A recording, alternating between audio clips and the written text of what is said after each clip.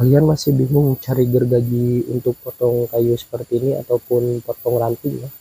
Nih, kalian jangan bingung-bingung pakai gergaji mesin ya. Ini udah enak, nih, ini udah cocok banget ya untuk potong kayu seperti ini ataupun potong ranting-ranting.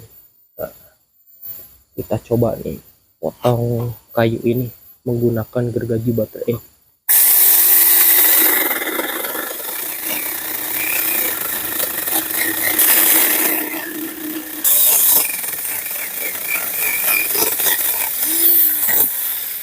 Udah bisa kepotong.